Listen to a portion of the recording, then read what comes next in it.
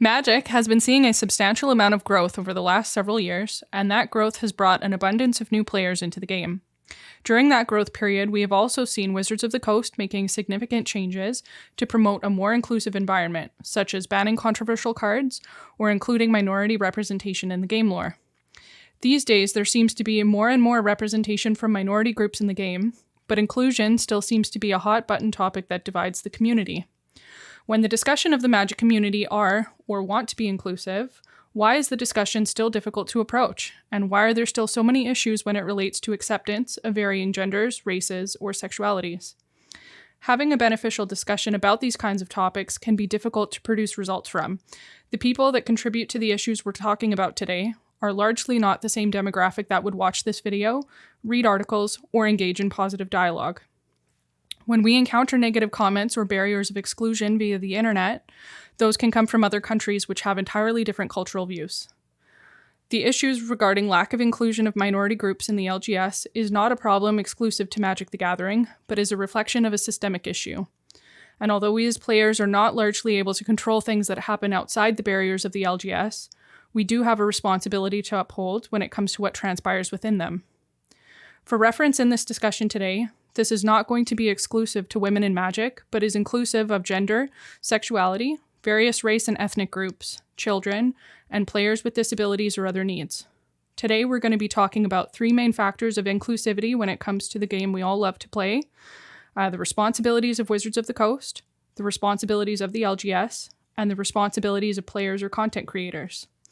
I'm joined today by Jim and special guest Amanda Stevens for a deep dive discussion on the topic. I'm Madison, we are your spikes on the mic, and today we're talking about inclusivity in the LGS.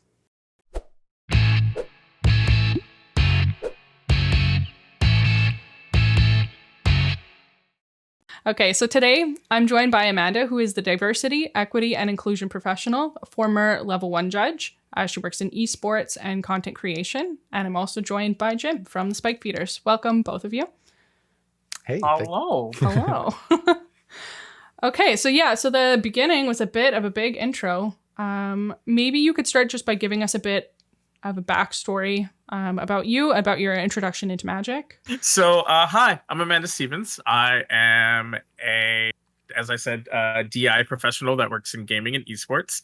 I have been playing Magic since about 1993-94. I started off just collecting cards because the art was cool and they came with my comic book pool list that I got instead of an allowance.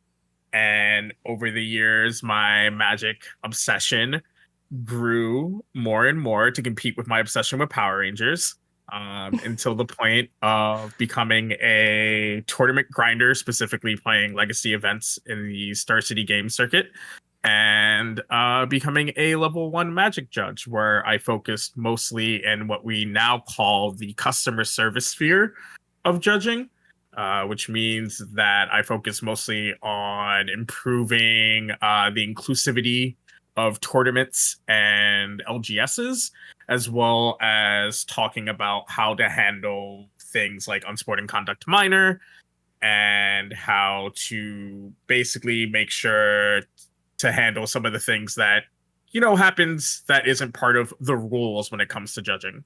That's a big job. That is a big job. I mean, having been a former L1 judge myself, and Maddy has run plenty of her fair share of events. There's a lot that goes on at these events that can fall outside of the rules of Magic.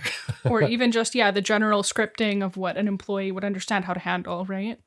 Yeah, and that's like maybe a tough, that maybe is a good launching off point for our first topic of discussion, which, we're going to tackle three things today, like Maddy mentioned in the intro, which are responsibilities of WotC, responsibilities of the LGS, and responsibilities of us as players in an LGS. Can you talk a little bit, Amanda, about what you would consider to be the responsibility of an LGS employee? So, random person that works at your LGS down the street. What is their responsibility for creating an inclusive atmosphere? Yeah, so one of the big things that I used to say in my Creating Safer Spaces seminar for the judge program is, I think the biggest thing you can do is have your store policies in multiple places in your store. I usually recommend having them at the register and where you put tournament pairings. And I know that like tournament pairings are going to go the way of the Dodo board with like the new tournament app, but I still think it is probably within like the best interest to like have it play somewhere close to like where the players are playing, as well as just, you know, random places throughout the store. And the reason that I am a big proponent of store policies being visibly printed throughout the store is that I think sometimes as nerds and especially as Magic players, we overly rely on this concept of the social contract, right? This like idea that we all know what is socially acceptable. But the truth is that like we all have varying degrees of what we view as like acceptable behavior, right? There's probably a kitchen table group where using misogynistic language is totally fine because everybody kind of knows that they're joking and it's perfectly fine, right? Now, when that person goes to a new game store, they have no idea whether or not that language is poor or not until somebody calls them out on it. And while, yes, it's important to call out poor language or jokes in poor taste, without it being something that's sort of backed up by a more physical contract, what ends up happening is you're creating like an us versus them mentality, right? And when people get into those situations, they shut down and become defensive. And so instead of creating that type of situation, right, where somebody feels like they're just being singled out, just having clearly placed store policies anywhere, right, and whatever that is, right? If you're a store that like never has kids players, then maybe you don't put no cursing, right? But if we do that, then we don't have to overly rely on the social contract, and we allow people to have more informed, I guess, idea of what's going on when they agree to sit down and play Magic at the store. Yeah, so it kind of it like takes the onus off of the individual, but maybe not takes the onus, but it like shows that this is not just something that I'm making up today because I don't like you, like to your point. It's something that is applied to everybody equally, and you know that because I have already printed out the expectations and posted them somewhere visible, right? So I'm not just telling you for the first time that this is our rule in the store. Like I'm just tapping the sign because it had always been the rule in the store, right? Except it's not always the rule in the store. So I guess really recently, Wizards of the Coast has introduced WPN Premium, which is I think now as a requirement for retailers to achieve this premium status, they have to meet certain lists of requirements. So whereas previously they maybe didn't actually need to have codes of conduct posted, now they do need to have those codes of conduct posted if they want to reach that requirement.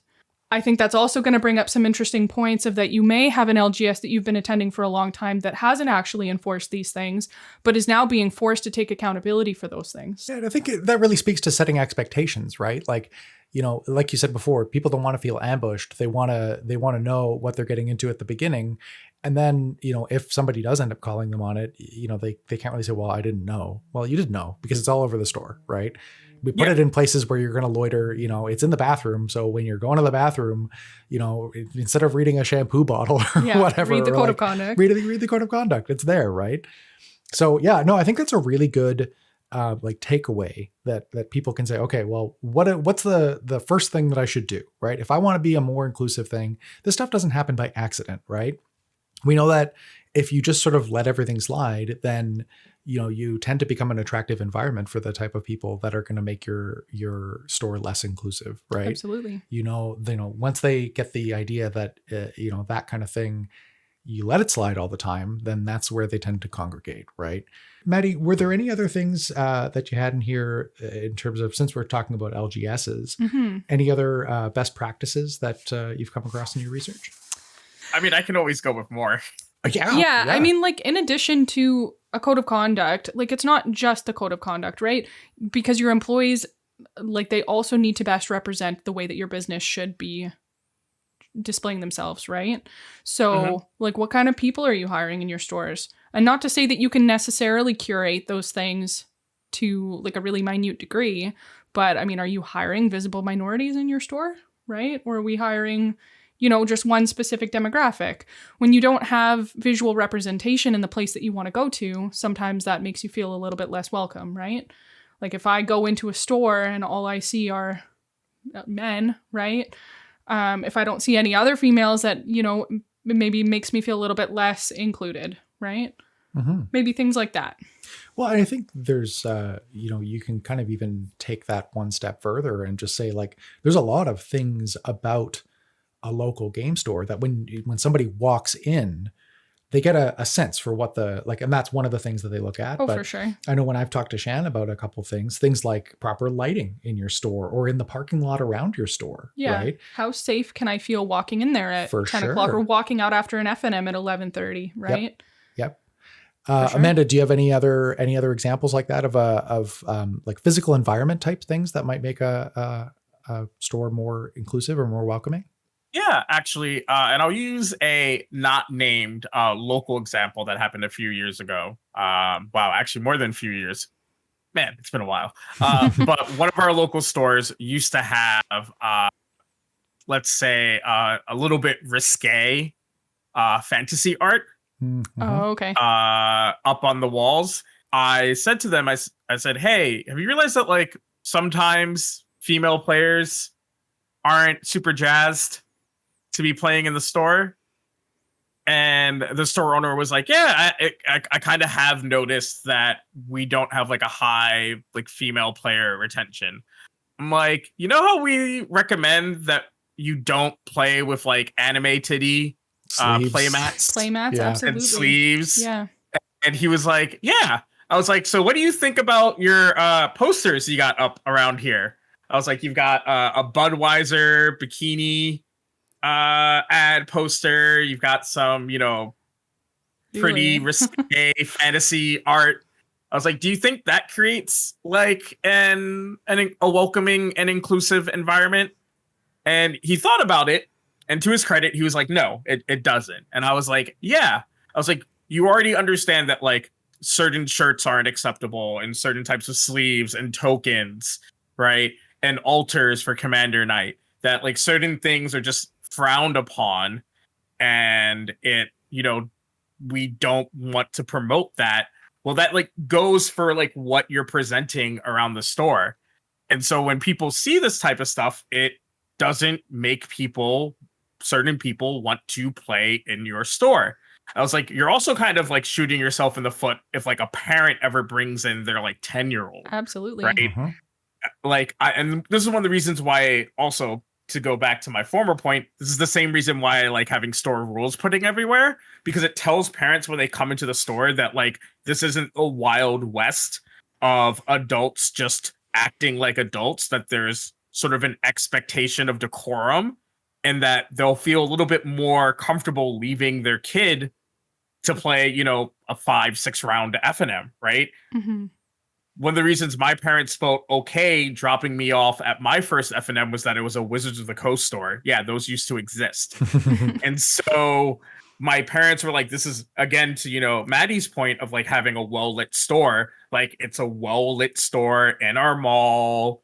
You know, there's plenty of employees in the store. And my dad saw that there was a code of conduct. And so he was pretty comfortable leaving like 11-year-old me in a store with like a bunch of 20 somethings.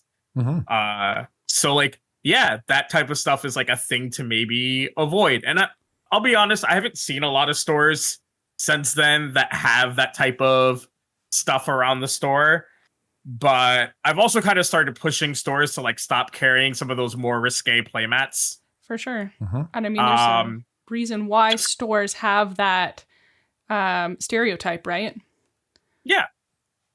Yeah, I mean, so like it's really my thing. It could just come down to, you know, even the store being clean, you know, there being, you know, lighting is a big one. That's one thing when I've talked to Shannon about this stuff, you know, there's a couple LGSs that we've gone to, like here in Winnipeg, also not in Winnipeg, where she's like, I get basement vibes from this place. Like, it feels like a basement, you know, it doesn't feel like a store that I want to hang out in. It feels like I'm in somebody's basement. where it's like there might just be stuff lying around. It's not really well lit. Like the tables, you kind of have to squeeze past people to get to your table when you're paired up against somebody. She's like, I just don't want to do that, you know? Mhm. And that might be something that doesn't necessarily even cross my mind because, you know, I'm, you know, maybe a little more fast and loose with my own personal safety because I'm a 35-year-old white guy that's 6'4", right? Like Mhm. a lot of this stuff doesn't necessarily cross my mind because I don't necessarily feel as vulnerable in public spaces. But I think that exactly what Amanda was talking about, like, you know, you kind of have to have that kind of exercise in empathy every once in a while where you're like, hey, have you noticed this observable fact about your store? Do you ever wonder why that is? Like, let's talk about why that might be. I think that's a really useful exercise to engage in. And And I I also want to be clear that if you're a store that's like, hey, you know, we're not trying to, you know, cater to younger players, right? That's not necessarily a problem, right? Like we do talk about Magic being like a 13 plus game, but it reasonable expectations, right? I'm not saying that like you should just like laugh at the idea of like having kids play in your store, but like if that's not the environment that you're trying to cultivate, like okay, be aware of that, but don't be confused when you realize that the like high school kids or the middle school kids aren't coming to your F&M, right? They're going to a different store. Yeah, like do it deliberately and with intention, right? Like if that's not your target demo, then you may also want to tell people, like if a parent brings their 10-year-old kid in, you'd be like, oh, we're not really a place for kids, you know, Yeah. like this is maybe not somebody, like we're not a summer camp, you know? Sure. Yeah. But if you're doing it with intention and you're doing it deliberately, knowing what the result of your actions are, I think that's kind of the point that we want to get people to, right? Is if people walk away from this episode with, you know, one or two things, it's, you know, if you're doing things, like we don't want you to be doing things and unintentionally either sending the wrong message or, you know, attracting a crowd that you don't want to attract or anything like that. We want you to do this intentionally. And if what you're doing is intentional and you're doing it to be considerate, then that's like really the most anybody can ask, I think. Right. Mm-hmm. Well, and I think too, like, I mean, if you're pointing out to somebody like, hey, these posters and these things are really inappropriate, I think it's really telling then like what their response to that being pointed out to them is, right? Do they try to correct that behavior because they have the best intentions, or do they just kind of not really give a crap, right? Mm-hmm. So I think for the most part, it tends to be the former, right? People try to actively be welcoming and are sometimes just a bit misguided, right? Yeah. Mm-hmm. Well, and I think that comes down to like, you know, that is kind of a cross between the LGS responsibility as well as the personal responsibility, and how we react can be a really important part, right? Because I know I've been in situations before where I've unintentionally, you know, said something that offended somebody or done something that offended somebody. And, you know, they've either corrected me on, you know, maybe their name or their gender or, you know, said, hey, that's like maybe a little insensitive. Mm-hmm.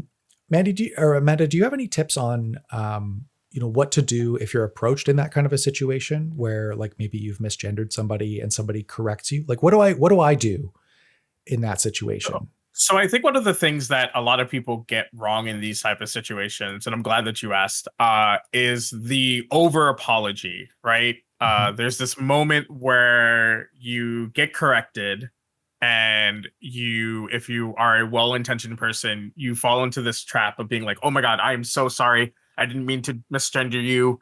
Wow, I'll never do it again. I'm not that type of person." And that doesn't need to happen. Most trans people usually have a pretty good radar on people who are intentionally trying to misgender them as a form of weaponization Mm-hmm. versus somebody who makes an honest mistake.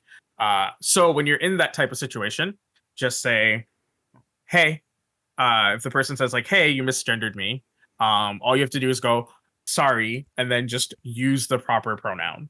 Right.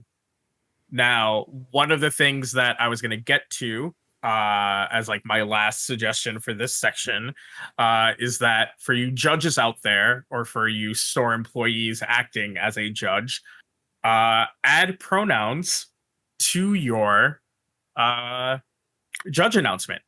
Mm. So I usually would say during when I did judge announcements, I would say, Hey everyone, my name is Amanda Stevens. I am your judge tonight. I use she, her pronouns, and then I would go into whatever spiel. Tonight we are playing we have 42 players. We are playing 6 rounds of standard. By the way, remember that we have our store policies clearly printed throughout the store. If you have any questions about them, you can come up to me or Jim over at the register. Thanks, and let's have a great night of Magic. Yeah. Yeah, and I mean, if you're, maybe Amanda can weigh in on this too, but I know a few people that I've talked to tend to just err on the side of gender neutral, right? Just use they them, Yeah. right? It's neutral, it's not incorrect, or just refer to people by name. The good thing about playing a 2-player game, especially, this might actually come up in Commander more than in other formats. Because when you're playing a 2-player game, you have fewer opportunities to refer to somebody in the third person. Correct. Whereas in a Commander game, you might want to say, you don't want to attack me, you want to attack them, right? So in those situations, you could use the person's name, I suppose, or again, just err to the gender neutral. Is that kind of an acceptable? Yeah, that's totally a perfectly fine way to do things. And it's the way I tend to recommend. I always err on the side of using people's names as opposed to using people's pronouns, but that's just more of like what I do in my professional space.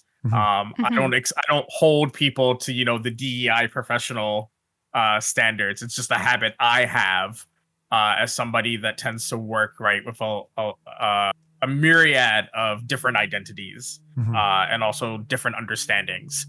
So I tend to will say, unless I emphatically know somebody's pronouns, if I'm giving a training or I'm judging, I will say, so you're saying Chris played Restoration Angel in response to your Supreme verdict, and they think that saves their Geist to Saint Traft.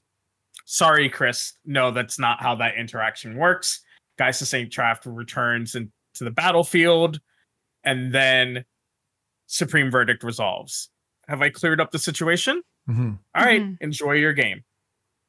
Yeah. Right. I tend to try to use names as much as possible instead of making assumptions, because in the moment, especially as a judge, right, you don't have time to be like, hi, what are your pronouns, right? You're trying to get the players back to playing Magic, not, you're not trying to make this sort of a long thing. And also the players also want to get back to playing Magic. Right. Yeah. They don't want to have to, write an essay about who they are and how they, came to be the person that they are. Right. Like it's, I think that one of the points that you made earlier really kind of resonates with me. And that's like, we're looking to create a situation where people aren't antagonistic to each other. Right. And what you were saying before about, if it happens once and it's a genuine, mistake or something like that, that's not typically, and of course, like everybody's different. This may be a bigger deal for other people or for some people than others. But what we're really looking to avoid is like, if you called somebody by the wrong name and they corrected you and you continue calling them by the wrong name, you're being an asshole. Yeah. Like if I called Madison, Sarah or something like that, and she said, well, actually my name's Madison. And I'm like, oh, thanks, Sarah. Like that's a jerk thing to do. Right. Yeah, it is. Like, and it's the same thing, if somebody were to say, oh, my pronouns are actually she, her, and you continue to deliberately misgender them, that's like kind of an asshole thing to do. And so it's also against the Magic tournament rules. I was going to lead into this next, because I'm really curious, like, so let's say as a player, if you're having an issue or discrepancy with somebody else, what are the expectations that you can, expect your judges to be doing for you, right? I think a lot of people aren't really familiar with tournament rules. Maybe it's the first time they go to a Grand Prix and something happens to them. What kind of expectations can I have as a player? All right. So first, to clear things up, there are 2 forms of rule enforcement that most players, the average player, is going to interact with. Judging at regular, or JAR. This is what we use for FNM, casual drafts, modern night, your non-magic fest magic. Very rarely are you going to play in-store magic at competitive rules enforcement. In fact, I think they've pretty much gotten rid of every form of competitive rules enforcement event that like a local store can host. Yeah, I think so. If you're playing at a local game store, you're more than likely either playing at no rule enforcement level, say like Commander, or you're playing regular rules enforcement. So, regular rule enforcement's kind of severe because there are only two things that can happen. You either get told, hey, don't do that, or hey, leave the store. Yeah, you can't, there's no in between. If a player is misgendering you or makes you feel unsafe or uses misogynistic language or, the t-shirt they're wearing, it's just a little uncouth, you can raise your hand and call judge. And if you don't want to talk about it in front of the player, you can say, hey, can we step aside? I have a question about an interaction in my hand. You get up from the table, you walk away, you talk to the judge, you say, hey, this player is, saying some pretty misogynistic things to me. I don't really appreciate it. Can you say something to them? Any judge worth their salt is going to walk back to the table with you and then pull that player aside and have a conversation with them. Now, at regular, what's going to end up happening is that they are just going to get a warning. If repeated behavior, or if it's really against your store policy, they might disqualify the person. But more often than not in those situations, unless it's really viewed as something that's very, very maliciously being done, they're just going to get a warning. Obviously, if they keep getting that same type of warning, they are going to be disqualified. Now, when we're talking about something like a Magic Fest, where you're playing at a competitive rules enforcement, there is something called unsporting conduct minor. And this is using slurs, using misogynistic language, using a threatening tone, any of that type of stuff. And that gets you a game loss at competitive. So again, if somebody, calls you a right? Or I should say T-slur, you can raise your hand, call a judge, tell them the situation that happened, and that person will get a game loss. Repeated unsporting conduct minors tend to lead to a disqualification. That's not always the case, but it's more than likely going to happen. And also, I'd like to point out that Magic Fests are just like playing in your store in so much as that there is a code of conduct policy that tends to be put on one of those giant banners, and they're usually placed in multiple places in the venue. So again, there's also the sort of enforced social contract in the venue as well. So you both have the jar if you're playing a side event, competitive rel if you're playing in the main event, plus all of the code of conduct postings to sort of help create a inclusive environment. Yeah. That was like very long-winded. No, that's great. That's awesome. Yeah. So what I'm hearing is that there's lots of support. So if you're a player out there and you've encountered that kind of behavior in the past, or if you encounter that kind of behavior in the future, there are avenues of people that will support you in this sort of situation, wherever you're playing at whatever rules enforcement level. And I really want to stress that even if you just feel uncomfortable, right? You're not sure if it's against the rules, raise your hand and say judge. Whether you're at your game store, a Magic Fest, PAX, Gen Con, Dragon Con, wherever you are playing Magic, if it is sanctioned Magic and there's somebody who did a judge announcement, or is the judge at the event, just raise your hand and call judge. And if you don't have a formal judge and it's just a store employee, raise your hand and call that employee's name. Or just say to your opponent, excuse me, I have to ask, Bill a question. Get up, go tell Bill what happened. Mm-hmm. It'll probably get sorted. Don't be afraid to use the judges to your advantage. And I don't mean like game state advantage. I mean in your safety and comfort at the event. I mean, if we've kind of covered off some of the main sort of bullet points of what we've got in terms of personal responsibility and LGS responsibility, one of the things that has been talked about quite a bit in the past year, especially, is what does WotC have in terms of responsibility for creating and maintaining an environment that's inclusive and welcoming to everybody? So I think one of the big things that I thought was really amazing is that WotC's kind of always sort of tiptoed around the idea of having it be required to have a code of conduct, right? And the fact that it's now part of this WPN premiere, I think that that's pretty amazing, if I'm going to be completely honest. I will say that it's really difficult for WotC to, do a lot. And what I mean by that is when you think about playing Magic, it's kind of like a franchise, right? Totally. And this is going to sound really terrible because I don't want to compare Wizards of the Coast to something like Planet Fitness, but it's very much like situations that you run into with like gyms, right?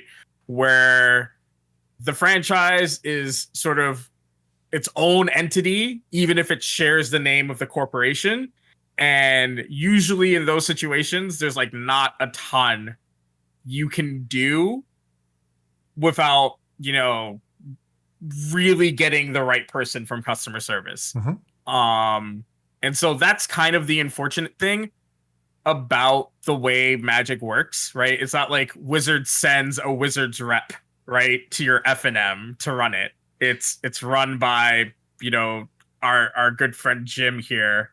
With the current messaging that like Wizards has been trying to use lately, both in having more diverse characters in the Magic story, and using more inclusive language and just like their tweets, their press releases. I think that helps. What's the word? Cultivate a better community. I think at the end of the day, it really falls on our LGSs to really make sure that, player behavior, store safety, all of that is important. I actually really agree with that, right? And at the end of the day, I think that people need to understand that Wizards of the Coast is a company, right? I mean, LGSs are companies as well, but Wizards of the Coast is so far removed from what actually happens at the local game store level, right? So I think their way of kind of mediating it is it's like dangling the carrot over the LGS, right? Do you want to have WPN Premium? Then we need you to do these things, right? Yeah. And so, it really puts the onus on the game store owners to cultivate that environment for themselves and their communities, right? And then also on the players as well, when they're going into those spaces and they see something that may or may not be happening, right? Yeah. And I mean, that the code of conduct thing is not even the only thing in that WPN Premium. I don't know all of the things, but I know that there's a requirement for a certain number of bathrooms tables in the store, which is a huge accessibility issue. Tables and chairs, spacing like that. Well, and that's a big thing too that I think a lot of stores actually don't think about is accessibility, right? Can anybody who's not just necessarily able-bodied, who can't just get up and walk into your store, can they still attend your events? Right. Right? Because if they can't and you don't have accessible spaces for people who may be in wheelchairs or things like that, maybe you don't get your events anymore. You know what I mean? Yeah. So I also want to be clear that, unfortunately, not every store is equipped, right, to be accessible. And for example, my local game store is a very small kind of hole in the wall comic book shop, and we do our best to be accessible. So for example, we tend to have a standalone table, and if somebody comes in and is using a wheelchair or needs assistance walking, we tend to ask them, hey, would you prefer to just be like any other player and go to, move from table to table? Or would it be better for your comfort and convenience to just allow you to use the standalone table? And that way, that person doesn't have to worry too much about navigating the store. They can still get to the bathroom in the back of the store, but it means that they don't have to worry about like moving chairs out of their way so that they can sit at, table 37, right? And unfortunately, not every store was designed and to be accessible. And Sure. that's unfortunate. I want that to sort of reflect poorly on like the store owner, right? Sometimes you think you don't even expect to become a Magic store, right? But people come in and they say, "Oh, you sell Magic cards. Hey, do you host events?" And you go, "You know what? I could like move one of my comic book racks and like put a table and let people come in and play Commander." And that's how some stores get involved in Magic. And so, unfortunately, sometimes stores are just not going to be accessible. But this is a good moment to say that like maybe you can make that suggestion to your store owner. Hey, we're not really that accessible if somebody comes in and they're not and they're disabled, right? What do you think we could do to be more accessible? Maybe they say we could run events with one less table, right?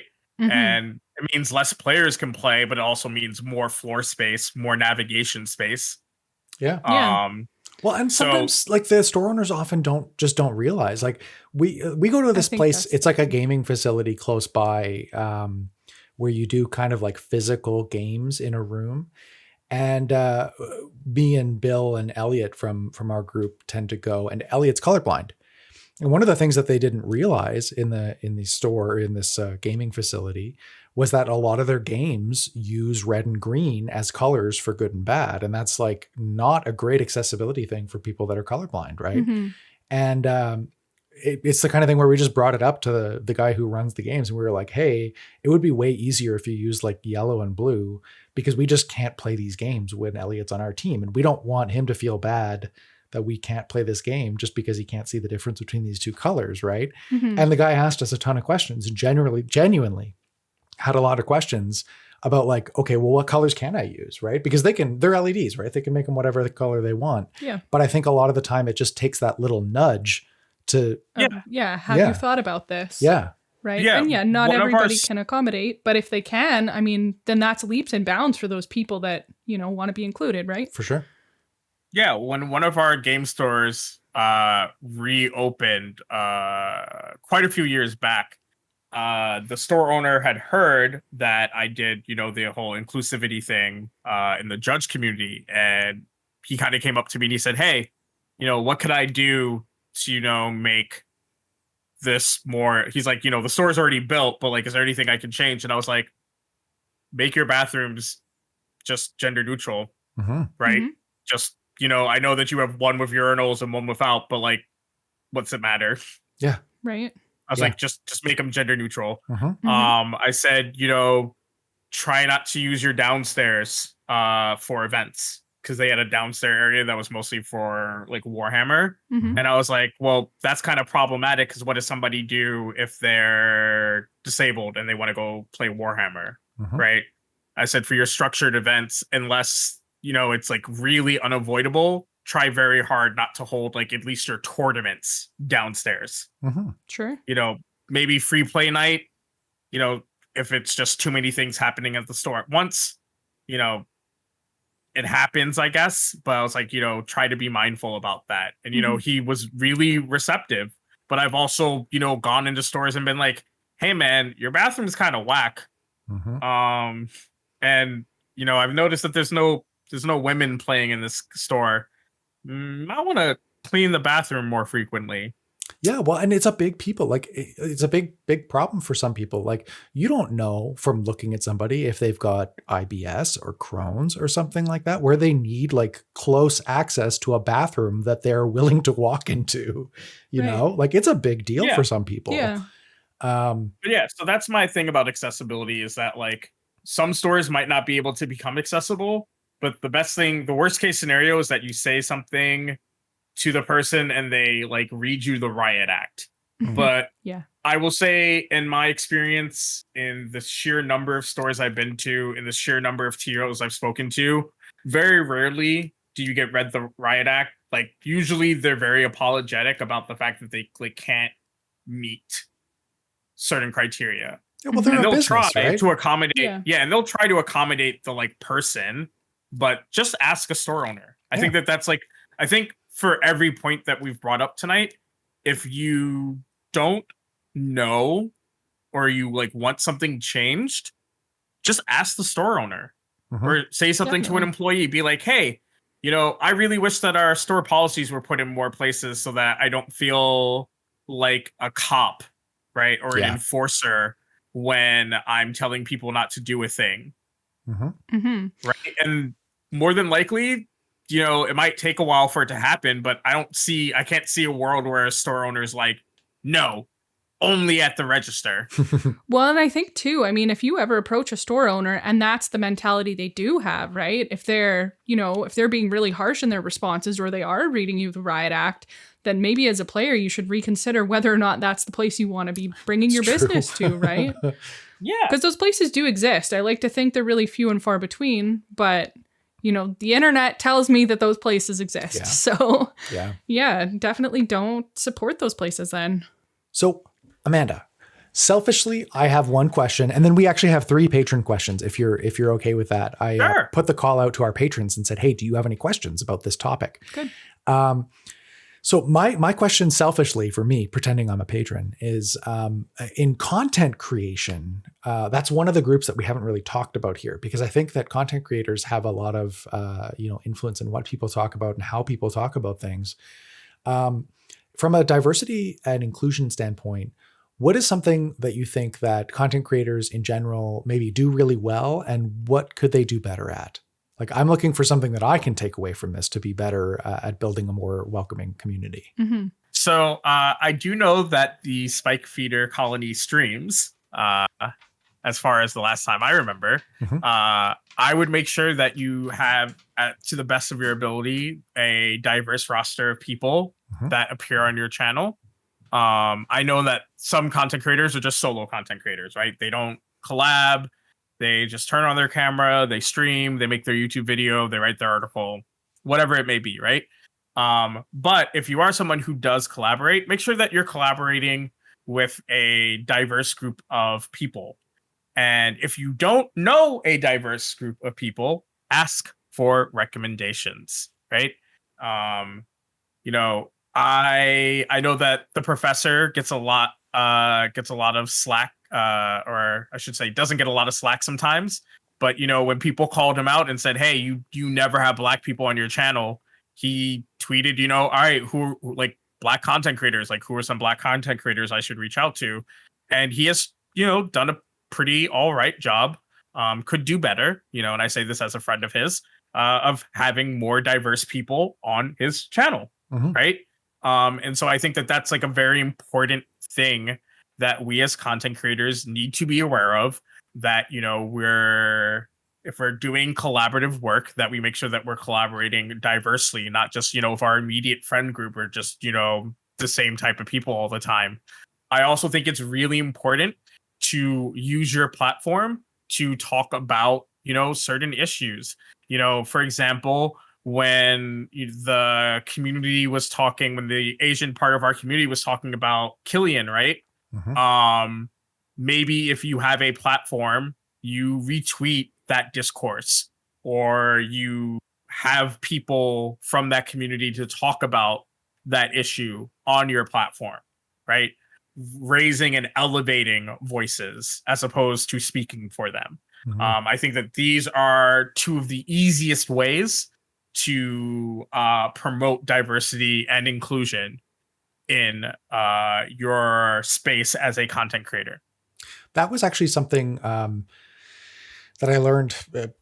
This was a little while ago, but Jimmy Wong actually tweeted. It was part of a thread, but it was one piece that really stuck out to me. And he's like, "Hey, if you're a content creator today," and this was in the wake of the George Floyd protests, he said, "Hey, if you're a content creator, spend today instead of spending 10 out of 10 posts promoting your own stuff or starting your own conversations or whatever, use 9 out of those 10 posts to amplify somebody else's voice, right? And somebody specifically that doesn't come from the same background as you. And that was something that really stuck with me because it's like a concrete thing that you can do, you know? Because if you're sitting in my chair and you're like, okay, well, what do I do though? Right? That's one thing. Absolutely. That if you're out there, you're watching this video, like when something is going on that you want to help with, like exactly what Amanda said, like use your platform to help amplify other people's voices because they deserve to be heard as well. Absolutely. Yep. I also think a thing that I really like is I like a content creator on YouTube and Twitch called their name is Thought Slime. And one of the things that they do during their video before the end of it is they have what they call the eyeball zone, and it's a whole gimmick.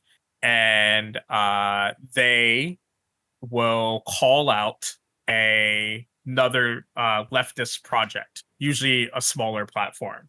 But if you are a content creator of pretty much any size, it doesn't hurt to uplift people different than you, right? Mm-hmm. So if you're a Black content creator, there's nothing wrong with either promoting other Black content creators or, you know, Asian content creators or Latin content creators or whatever, or, you know, a disabled content creator, right? We have this thought that the bread is finite, and that's just not necessarily true. It doesn't matter the size of your platform. There's always somebody that you can help uplift. Well, and that's the thing. Like I've talked to Josh Lee Kwai about this because he's definitely a strong believer in that, like a rising tide floats all boats, you know? And that's that when you get people excited about what you're excited about, it doesn't take away from, you know, your viewership or anything like that. It just gets more people excited about what you're excited about. It grows the audience in general to say, yeah, I mean, you know, I constantly retweet other people's podcasts, other people's articles. I don't stress too much about, oh man, is somebody going to like this other person more than me? And then they're just like never going to follow me again. Like, Right. whatever. yeah. Well, and the other thing that it does is it promotes inclusivity, right? Yeah. Which is great. Well, It's just yeah. among another group of people. Yep. Yeah, Well- I mean, that too. Yeah. Well, and so like that's one of the things that we've been talking about with the CAG and the Commander Rules Committee is, you know, promoting especially content that's created not in North America, because Yeah. that is like, there's a huge North American bias in content creation. And part of it is just population centricity, like, you know, but we know that, for example, there's a huge Commander population in Japan. Right. Absolutely. Like we talked to Greg Sablon, who's Right. who's stationed in Japan over there, and he tells us like there's a huge Magic community in Japan, and it doesn't look like it looks in New York or in Winnipeg or, you know, anywhere else in North America. It's just different, right? Mhm. And the only difference, you know, there's more of a difference than just that they're speaking another language, right? Like the meta is different, and people talk about things in different ways, and they talk about different concepts that we're maybe not even privy to just because we're not watching Japanese Commander content, right? Right. Yeah. Yeah. So even just like becoming familiar with a lot of that stuff can help sort of broaden your view of what Magic looks like around the world as well, because it doesn't just exist in the United States and Canada. One other thing that I can say I've noticed from our analytics is that including subtitles. I was on just our going to say videos. that. Well, do you want to talk about it? So Maddy does our subtitles. I do our subtitles, but there have been so many people that send us messages and say that they're able to enjoy our content because we take the time to caption the episodes, right? Mhm. And so, I mean, I was going to relate this a little bit to content from other countries where, you know, maybe people across borders can enjoy your content if it's subtitled, or they just need a little bit longer to read something and sort of comprehend what's going on with it. But yeah, like a lot of people don't do it, right? And it's hard. But you're excluding it. Okay, it is hard. It is very time consuming, but it's so inclusive, right? There's so many people that just can't enjoy the content otherwise. Mm-hmm. yeah, I am a big fan of closed captioning. It's something that I talk to my clients about constantly when we talk about making more inclusive and equitable content, whether it be gaming, television, whatever. I will say that while it's great that like Maddy does the closed captioning, some content creators can't afford to do closed captioning because it can be very time consuming or expensive. Yep. But hey, if you're out there and you love somebody's content, offer to help them with closed captioning. Yeah, I would say that there's also a couple ways of getting around that. The first one is that YouTube's basic closed captioning, like the automatic closed god-awful. They're not- captioning, is terrible. But like it's terrible for things like card names. Like if you're playing Magic, right, it's not going to get a card name. I've got some screenshots on Twitter about like YouTube trying to describe whatever you're trying to say. Like we had one that was I was playing Annex and Side and it came up with an axe and side meat. Oh, okay, that's not what I said at all. Makes perfect sense. So I will very much disagree with you because I have a slight accent when I speak.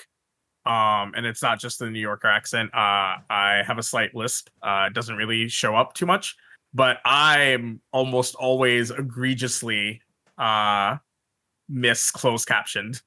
Yeah. So there's a couple things that you can do to get around that. First one is a lot of people do scripted content. And if you do scripted content, you can dump the script into YouTube and it will automatically line up the text to where somebody's talking. Yeah. So, and that is generally pretty good and pretty reliable. So if you're working from a script, you can just dump it in there. It's in auto, what is it called? Sync and... it's like auto sync or something like that. Yeah, transcribe and sync or whatever. Yeah. So if you don't want to like sit there and type, you can do that. Or what you can do is you can pull up the auto captioning and edit it. Those are kind of two ways that if you don't have time to actually sit there and transcribe everything that's being said, those are sort of faster ways to get to the same end result. Yeah. But I can tell you from our analytics, I'm comfortable sharing, we have anywhere between 10 and 14% of our users use our closed captioning on any given video. And I know for a fact that it's not all people that, either have problems hearing. It can be anywhere from, I've got a baby and I don't want to wake up the baby. And so I just watch it on a really low volume and put captions on because I'm feeding my baby while I'm watching your video, right? Yeah.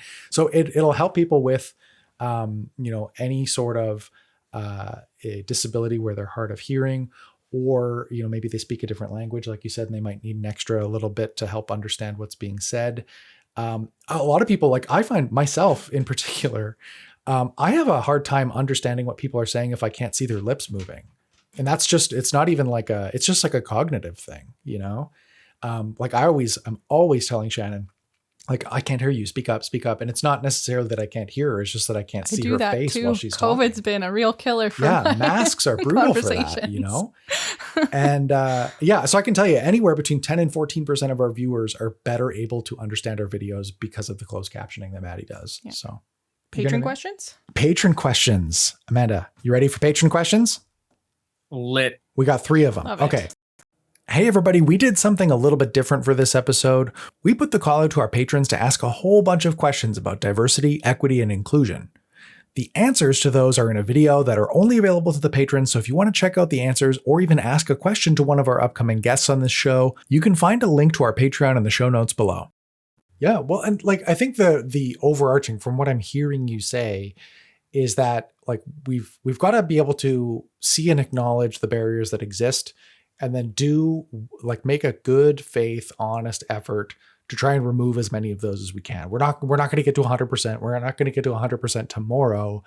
But when you see those barriers, speak up, talk to your local game store, talk to your friends in your play group, talk to the other people you're playing against, and say, hey, like this might be a problem. Have we considered talking about this? Or like, is there anything you can do about this? There may be, there may not be. But, it's acknowledging that they're there, first of all. It's doing what you can to remove them so that more people can enjoy the things that you enjoy. And when you've got more people to play against, it generally makes for a healthier community, right? So first of all, it's going to help your game store appeal to more people and be more successful as a business, which means they're going to be able to run more events that more people show up to. Prize support's going to be better because more people show up to it. And, you're going to have a better selection of people to play against, because even in Commander, like, even once you get into a specific format like Commander, there's such a wide variety of people that you might not even want to play against for in-game reasons. So maximizing the number of people that you can meet that play Commander also maximizes your chances of having a good game. So yeah. I think unless anybody has any other parting thoughts, this is probably a good place to wrap it up. I think so, yeah. I don't have anything else to add. That was a good way to end it off, I think. Yeah. Well, Amanda, thanks so much for joining us. This has kind of been a new thing with Spike on the Mic, is having somebody interviewed that's not in the studio. So we've done one other one, but this is our first one where the interviewers have been here in the studio. So thanks so much with this a little bit of a science experiment that we've put together. I've learned a lot. This was really, really helpful for me personally. And I hope that the audience also took a whole bunch away from this. Thanks for having me. I love talking diversity, equity, and inclusion, and things that I'm also passionate about. And speaking of which, where can people find you if they want to read your Twitter threads and such? I am Amanda, T as in taxi, N as in net, Stevens, STEVENS, on Twitter. That is my Twitter, and you can find links to other stuff that I do. Right now, it's mostly just Twitter threads. You can catch my new show, or my reborn show, the Black Esports Forum. And that will be on League Day. So I think it's like leagueday.gg. I feel like I should know the website, but I don't. Twitter is the best place to follow me, because anything that if I'm going to do anything, I'll definitely talk about it there.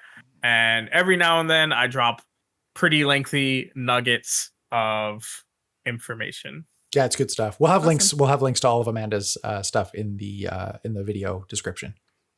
So thanks so much, Amanda. And we will talk again soon. Hey, thank you for checking out the Spike Feeders on YouTube. If you're not subscribed yet, make sure you hit that subscribe button before you close the window. Or you can click on this link to check out our other great videos.